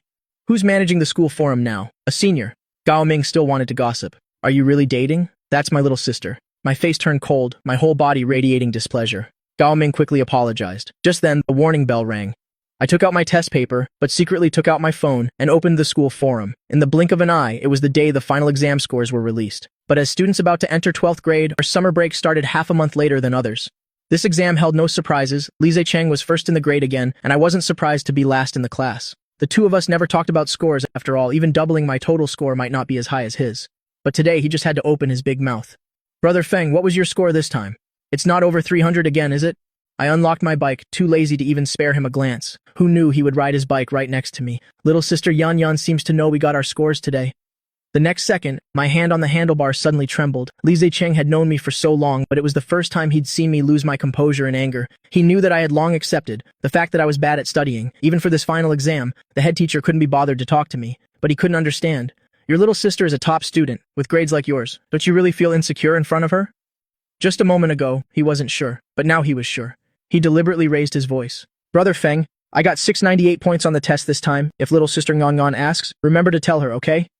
I suddenly slammed on the brakes. Looking at his smug back, I clenched my jaw tightly. I forcefully suppressed the urge to hit him. Knowing this, I would have rather hired a tutor for Ya Qingyan. I never really thought my grades were anything special, but after Li Zicheng said that, my mind was in complete chaos. She probably won't ask about my grades, right? Before I knew it, I was at my front door. I took out my key to open the yard gate. I had specially changed this lock for her. I had just wheeled my bike in when a clear voice called out. Ya Qingyan was sitting on the threshold, sweetly calling me, brother. She just said a word about cooking rice, then turned and ran inside. It was already dark. I could only see a vague silhouette of her back. I raised an eyebrow. After parking the bike, I threw my backpack onto the sofa and then immediately started a game. I had only played 2 rounds. When Ya Qingyan brought out the food, that plate of steamed fish was bigger than her head. She carried it with both hands, making her whole body look even smaller and thinner. I glanced at her and said in a low voice, sit down. Right after that, I went into the kitchen and brought out the rest of the dishes. Thank you. I placed a bowl of rice in front of her. She lifted her head slightly. Through the strands of her hair, I could only see her eyes clearly. I pulled out a chair and sat down. Neither of us said anything.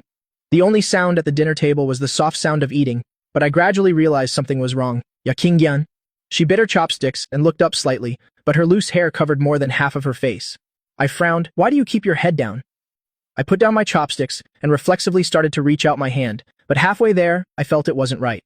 I picked up my chopsticks again, then, I used the end of my chopsticks to brush her hair aside. Her left cheek was fine, but on her right cheek, there was a scratch mark. The glaring red scratch immediately caught my eye. My expression instantly darkened. A surge of anger shot straight to my head. Who did this? I heard my own cold voice, seeing her press her lips together without speaking. I warned again in a cold tone, don't lie, Ya Qingyan. Only then did she speak in a small voice. My uncle's son, my cousin, did it. They came looking for you. My face turned pale. Veins on the back of my hand holding the chopsticks bulged. I practically gritted my teeth as I said this. She shook her head again. Yes. Seeing her frightened, I felt I was being nosy. I didn't dare to say more. I suppressed my anger and continued to ask. Then how did he run into you? I went to the supermarket to buy groceries this afternoon. I ran into him. She lowered her head, not daring to look at me. I stared at her for a few seconds and finally only said 3 words. Eat first. I didn't ask any more questions. I quickly finished my rice in a few bites, but I didn't leave the table. Instead, I picked up my phone and quickly sent a text. Ya Qingyan was restless and anxious. She couldn't swallow her food. She felt that she had caused trouble for me again. At that moment, I had just received payment for an order. As soon as I looked up, I saw her eating blankly. I stared at her for a good 7 or 8 seconds. Suddenly, I slammed my phone on the table. What nonsense are you thinking about again? My sudden voice startled her. She looked at me in a panic. I'm sorry, Brother Yang Feng. Seeing her look as if she'd done something wrong, my heart was filled with both anger and pity. I wanted to open my mouth to tell her, but the words reached my lips, and in the end, I didn't say them. I held back for a long time before managing to say a comforting word. Don't overthink it. You're the one who was bullied. I don't blame you. This was probably the first time I'd comforted a girl since I grew up, but these simple words were enough to warm her heart. Seeing her expression improve a little, I stood up and went to the backyard to pull out the watermelon that was cooling in the well. I cut it directly into 2 halves, carrying 1 half in my left hand and the other in my right. As I went out, if you can't eat, then don't. Eat some watermelon. I placed half a watermelon in front of her. She immediately waved her hands. Brother, I can't eat all that. The half watermelon in front of me was even wider than the plate on the table, so I said, then cut it yourself later. If you can't finish it, give it to me. She nodded, and only then did she finish the rice in her bowl. After that, she wrapped the leftover food with plastic wrap and put it in the refrigerator. She then took that half watermelon, cut it into small pieces and brought it out. By this time, I had already finished my half. She pushed the plate of cut watermelon in front of me, taking only 1 piece for herself. Brother, 1 piece is enough for me. I grunted in acknowledgement and glanced outside. It was completely dark after waiting until she really couldn't eat anymore. I finished off the remaining watermelon, a full meal, plus a 4-key watermelon in my stomach. Even I felt stuffed. At that moment, Ya Qingyan took out her mistake notebook, ready to do her work. I watched her movements and suddenly stood up. Let's go. Take me to your uncle's house. The pen in her hand immediately fell to the floor in shock. Brother? I looked at her panicked expression and explained, half joking, half serious. What are you thinking? I'm just going to see where the house is. If you get bullied again next time, I'll go to their house and beat someone up. Only half of that was true. Because of my personality, I basically couldn't wait until next time. Those scratches on her face were incredibly jarring to me right now. I had painstakingly cared for her for half a month. Her face had finally started to get a little bit of meat on it, and as a result, some damn cousin of hers scratched it up. I could tell he had bullied her quite a few times before. Yakinyan picked up her pen and looked up at me, seriously promising, "I won't let him bully me again, brother." Before, she didn't dare to fight back because she was afraid her uncle would kick her out and she'd have no home to return to. But this afternoon was just an accident. It turned out that this afternoon at the supermarket, she had run into her cousin and her aunt. She was afraid her aunt would see her and come find me to cause trouble, so she only wanted to run away. But unexpectedly, her cousin grabbed her hair. She reflexively covered his mouth, but he scratched her face in return. She was afraid her aunt would see, so she pushed her cousin down and ran all the way home. When she got home, she felt a burning pain on her face and became even more afraid that I would think she was a nuisance.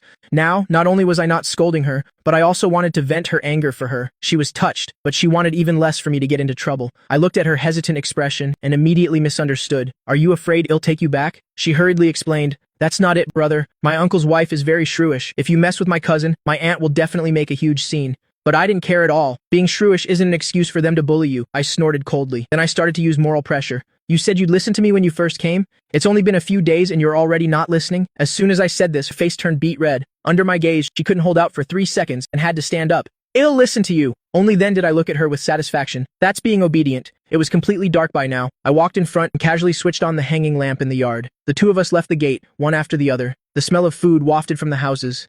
She looked at my long shadow under the streetlight. Seeing that we were almost at her uncle's house, she suddenly started to get scared. All of a sudden, she quickened her pace to catch up to me. "Brother?" At that moment, a black car drove by. I pulled her into my arms and then pointed to a house next to us. "This house?" She shook her head. I raised my eyebrows, then raised my hand and pointed to the house in front. "This one." She looked at the familiar wooden door, pressed her lips together silently for 2 seconds, and finally nodded. She suddenly became anxious and assured me, "Brother, he won't be able to bully me anymore in the future."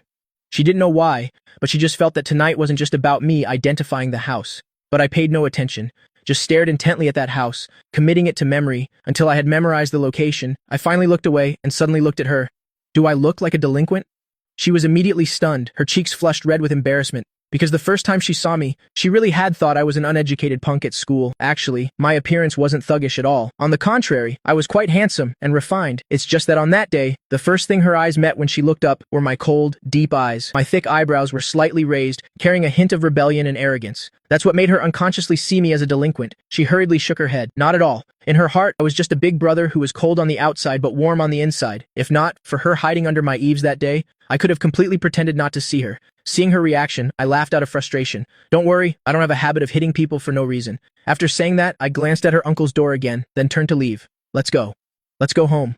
She looked at my back and only then did she react. She also glanced at her uncle's door, then without looking back, she trotted after me. When we got home, I poured a glass of water and said directly to her, "I'm going to my room to play games. Call me if you need anything, okay? Don't work too hard." I walked to the door of my room and heard her words. I was originally going to say, "What's so hard about playing games?" But when I turned back and saw her sparkling eyes, I ended up swallowing my words. She thinks it's hard work, so let it be hard work. Then I dashed into my room. She also started to focus on her homework, even though I was about to start 12th grade in September. I was grinding games even harder now than in the past 2 years. Finally, my best friend Lisa Cheng couldn't take it anymore. "Brother Feng, are you that short on money right now?" I was drinking water. My eyes glanced over the matchmaking interface on my phone, completely ignoring him. The July noon was deadly hot. For more than half a month, I had been going to the book cafe across from school to grind games during my lunch break. Lisa Cheng didn't notice at first. Who would have thought that after playing ball today, he would stop by to buy milk tea and see me sitting right there on the sofa? Seeing that I said nothing, he had to change the subject. "Why hasn't little sister Ngon looked for me lately?" Hearing him mention Yakinyan, I finally raised an eyebrow and gave him a warning look. "She's studying on her own." Lisa Cheng wanted to say more, but I directly picked up the milk teacup in front of him and put it to his mouth. "Don't bother me while I'm making money." And so, Yakinyan had been systematically studying at home for half a month. Half a month passed. I realized this kid wasn't coming to bother me anymore. Her mistakes became fewer and fewer. She understood basic questions just by looking at the explanations until the end of July. Her mistake notebook was once again filled with notes. On the day my summer vacation officially began, she finally came to me with a stack of exam papers. "Brother Yang Feng, this is my test result for this week." I was drinking water. My first reaction was that she wanted to ask a question again, but after she finished speaking, she just stood there looking at me. 2 seconds later, I suddenly understood. She was asking me to check it. I took the stack of exam papers, feeling a bit strange. She sat on the chair I had specially bought for her, the ceiling fan above word, but her cheeks were hot and flushed. This was the first time I had acted as a little teacher. I originally thought I would just glance through it, but who knew? As my eyes scanned the scores on each test paper, a storm brewed in my heart. 2 minutes later, I put down my glass of water, thought for a long time, and could only squeeze out one sentence. Ya Qingyan, you're going to pass. She immediately lit up with joy. Her eyes sparkled brightly. Really? I straightened the test paper and added, Tam Trung High School is just an ordinary high school. Even I got in. You'll definitely get in. Who knew she would look at me seriously and say, you're also very good. Just this one sentence made my cheeks flush instantly. I quickly looked away. I'm a bad student.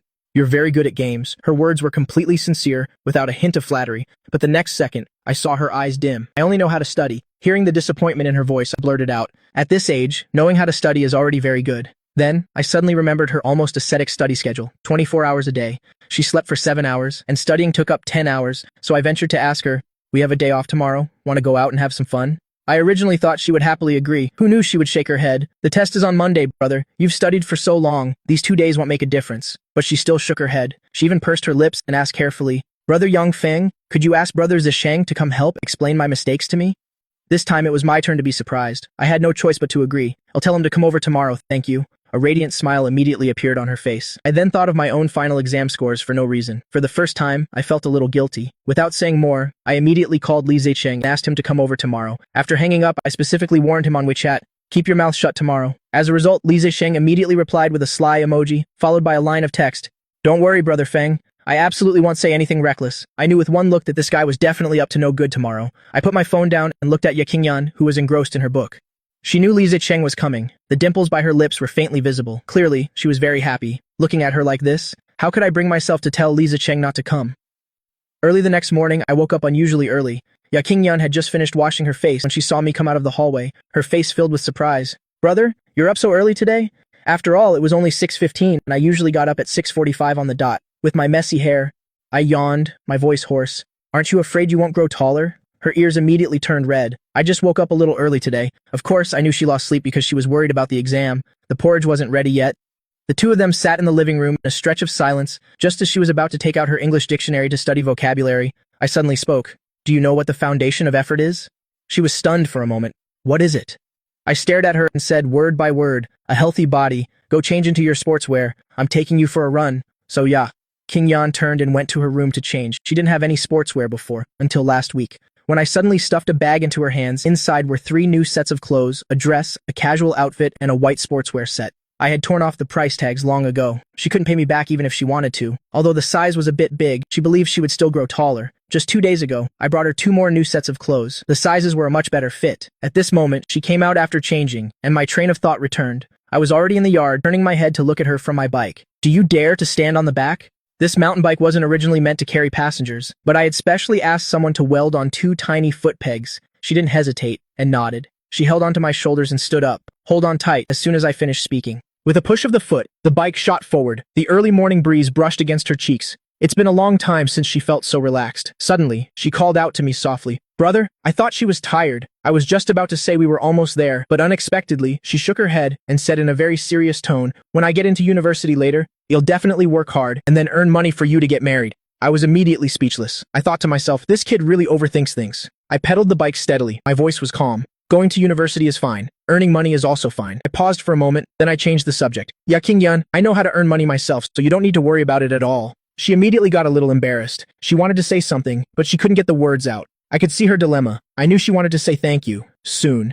We arrived at school. There were few people in the morning. After I registered, I took her to the sports field. The entire sports field was empty. It was just the 2 of us. But after running not even half a lap, I noticed something was wrong. I had deliberately slowed down to wait for her, but she still couldn't keep up, gasping for breath. Brother, you go ahead and run. I'm very slow. You don't need to wait for me.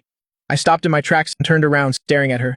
How long has it been since you exercised? Her gaze flickered away. She lowered her head, a little embarrassed. More than a year. My heart sank. The high school entrance exam includes a physical test. The amount of exercise in middle school couldn't have been small, but after getting into high school, her life became nothing but endless labor, plus the huge shock of her parents passing away one after another. It was only then that I learned she was passed around among relatives' houses, not eating well, not sleeping peacefully. It turned out she only started her growth spurt in the 2nd semester of 8th grade, but she hadn't grown much when her parents had their accident. Therefore, she's only 1.53 meters tall now. Thinking of this, she suddenly bit her lower lip hard and tried to run a full lap. As a result, after 1 lap, she was completely out of breath. Seeing this, I immediately told her to stop. Don't run anymore. If she kept running, this kid would probably pass out right in front of me. Just as she was about to sit down, I suddenly spoke up. Don't stop either. Just walk slowly for 1 lap. Her legs were clearly giving out, but she still suppressed her gasps and walked forward step by step. It wasn't until half a lap later that she finally recovered, so I told her to walk slowly on her own while I started running again.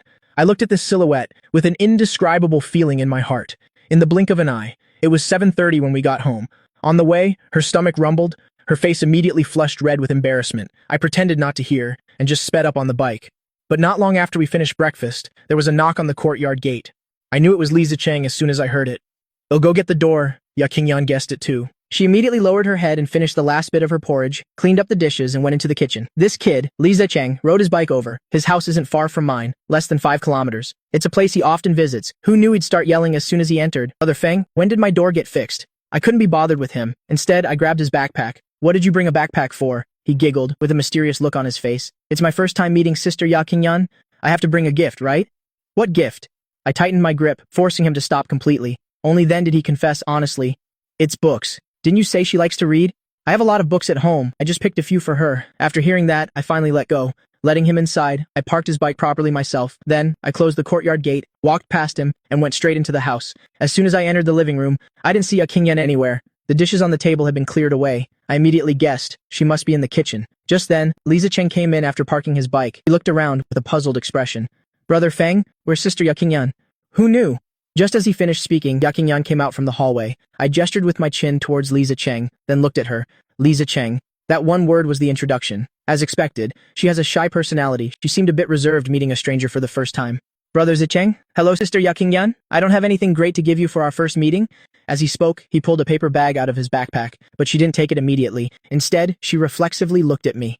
I spoke up directly. "Take it. The one thing his family doesn't lack is books." With my permission, she finally took the paper bag and thanked him in a small voice. "Thank you, Brother Zicheng. This kid, Li Zicheng, only has brothers at home. He's always dreamed of having a younger sister. This time, he was so happy he couldn't contain himself, grinning from ear to ear. I really couldn't stand watching him anymore, so I kicked him. Only then did he react. He looked at me with an admiring expression. "Haven't I always wanted a younger sister? You're still the lucky one, having such a well-behaved sister?" Hearing this, Ya Qingyan's face warmed up a little. She didn't say anything, just quietly put the books away. Then she poured 3 glasses of water. One for me, one for Lisa Cheng. Seeing this fair action of hers, I was very satisfied, so I sat and chatted for a bit to make her feel less awkward. Only then did I go take a shower. I was all sweaty from the morning run. I'd been wanting to shower for a while, but when I remembered that on the way back, her stomach had rumbled several times, I held back. I knew very well that if I showered first, she would most likely wait for me, starving. Meanwhile, in the living room, although Lisa Cheng was talkative, he knew his limits regarding her background. He didn't ask a single prying question. Just then, he suddenly changed the subject. "Sister Ya Qingyan, your grades were always really good before, right?" She has an introverted personality. Hearing praise made her a bit shy. Her cheeks flushed slightly. Not that good, but Lisa Cheng didn't believe it at all. He was looking down at her error notebook. "How could that be? When I was tutoring you, I realized your foundation is very solid." After saying that, he lowered his head and continued to study it. He suddenly raised his head to look at her. "Do you know how I can tell?" Ya Qingyan shook her head curiously. "I don't know." Lisa Cheng smirked and then got to the main point. "Back when I used to tutor your brother, I even had to help him flip through the book to find the concepts." He changed the subject, directly exposing my past. "Sister Ya Qingyan, you probably don't know, do you? Your brother is a genuine bad student. He finally got a chance to embarrass me. Of course, he wouldn't let it go. Do you know what score he got on the final exam this time?" Ya Qingyan blinked. "Brother didn't tell me?" "Of course he wouldn't dare tell you," Li Zicheng said with a gossipy look. But Ya Qingyan replied innocently. "It's that I didn't ask him? Fine, then you should ask him later." Li Zicheng smiled mischievously, deliberately holding back the score. Ya Qingyan nodded. Who knew she would ask a question back? Then, "Brother Zicheng, can you tell me what score you got on the final exam?" Li Zicheng was immediately put on the spot. A moment later, he waved his hand. "Why not?" As he spoke, he pulled his report card from his backpack and handed it over. "I won't say it. You can see for yourself. Saying it out loud would sound like I'm bragging." Ya Qingyan took the report card. The rank on it stunned her. First in the class, first in the grade. "Brother Zicheng, you're amazing!" Li Zicheng, on the other hand, was a bit embarrassed. "Our school is just an ordinary high school. This rank doesn't matter much." But she had a serious expression.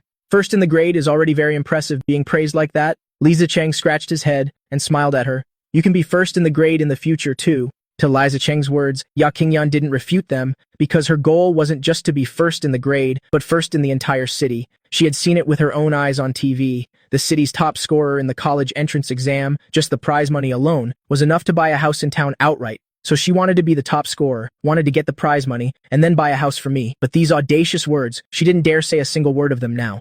Just then, I came out after my shower, seeing one of them teaching seriously and the other listening attentively. I didn't say anything to disturb them. Instead, I turned around, got on my bike, and went straight to the market to buy groceries. Yakingyan's error notebook wasn't thick to begin with, and her foundation was solid. Li Zicheng tutored her effortlessly. He even explained how to solve problems from academic competitions, and she could understand 3 things from one example.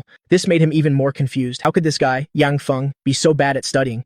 As a result, in less than 2 hours, all the incorrect problems were solved. Li Zicheng's neck was sore from looking down. He checked the time. Sister Yakingyan, let's take a break. Your brother has run off somewhere. Yakingyan saw him rubbing his neck and immediately understood how uncomfortable he was. Brother probably went to buy groceries. She took a Coke from the fridge. Brother Zicheng, do you want some? Yes, please, thanks, little sister. Li Zicheng tilted his head back and drank half the bottle. Yakingyan suddenly remembered what I said in the morning, that her poor health was why she wasn't growing taller. So she also went out into the courtyard and started walking back and forth, just as she did. I was back, as expected. The handlebars were hung with groceries. Yakingyan hurriedly ran over, wanting to help me carry them. Brother, give this to me too. I lifted the other, super large bag without even looking at her, and called directly to Li Zicheng. Carry this inside. Yakingyan still wanted to try, brother. I can carry it. Heavy. I shut her down with one word. Li Zicheng, on the other hand, grinningly took the bag and hurried into the kitchen. I went in afterward to tell him where to put things in the fridge. Suddenly, Li Zicheng, squatting in front of the fridge, spoke up. I have an idea. My gaze turned sharp. I looked at him coldly. She is my sister, who knew Li Zicheng would look confused. I know that. What are you thinking, Brother Feng? I was just saying, how about I help Yakingyan during the summer break to preview the 10th grade material? I see her learning ability is very good. Only then did I realize I had misunderstood. I rubbed my nose. Don't you have to go to summer classes? Unexpectedly, Li Zicheng looked at me like I was an idiot. Are you serious, Yang Feng? Have you ever seen me go to tutoring? I was immediately speechless. Being with this kind of top student only makes me look more like a bad student, so I changed the subject. If you have time, that's fine. But her health is too weak. I want to take her to work on her fitness during the summer break. Li Zicheng suddenly lowered his voice and smiled mischievously. You didn't tell Sister Yakingyan what score you got on the final exam? Shut up. Meanwhile, Yakingyan was standing at the end of the hallway, listening to us joke around in the kitchen. A warm current welled up in her heart. Her eyes immediately stung with tears. She was afraid I would misunderstand, so she hurried back to the living room and poured a glass of water to calm herself. This was a warmth she hadn't felt in a long time. Right after that, I and Li Zicheng came out of the kitchen. Li Zicheng immediately winked at Yakingyan. Sister Yakingyan, weren't you going to ask? He hadn't finished speaking when I already knew what he was up to. As expected, Yakingyan was stunned for a moment. Then she remembered something. She looked towards me, leaning against the TV cabinet and drinking water. Brother, are your final exam scores out yet? I was drinking water, and when I heard this, my hand trembled violently, while Li Zicheng stood beside me, looking at the sky and the ground, trying hard to hold back his laughter. I could tell it was his doing. I clenched my jaw. They are. I didn't do well. Then try harder next time. Li Zicheng originally wanted to see me make a fool of myself, but he didn't expect Yakingyan to reply so gently. He immediately couldn't take it. Sister Yakingyan, aren't you curious what score your brother got? But Yakingyan shook her head, then nodded again. But brother doesn't want to say. The sip of water I had just swallowed suddenly felt incredibly refreshing. I lifted my foot and kicked Li Zicheng, then put my arm around his neck. I forcefully pulled him in front of me, my eyes full of menace. You want to know that badly? Fine, I'll tell you. Then you also have to say what you said to the 11th grade junior last semester that scared her so much she called you a pervert? Li Zicheng's face immediately flushed red. He pushed me away with both hands. Actually, I'm not that curious. Only then did I let him go, giving him a warning glance. The next second, I turned my gaze back to Yakingyan and found her sipping water, trying to suppress a giggle. I angrily kicked Li Zicheng again. I'm going to cook? The play was only half over when the main actor suddenly walked off stage. Li Zicheng was left hanging. In front of me, he didn't dare to be arrogant. As soon as I left, he couldn't hold it in anymore. Sister Qingyan, why did you stop asking? If you ask, your brother will definitely tell you. Qingyan tilted her head slightly to look at Li Zicheng. Brother didn't do well on the test. He's already sad enough. The implication was that there was no need to bring it up again and make him even more upset. Li Zicheng understood. He clicked his tongue. Suddenly, he felt a sour taste in his mouth. Why didn't his parents give him such a considerate and adorable little sister? Brother Zicheng, can we take a little break? I want to go help my brother cook.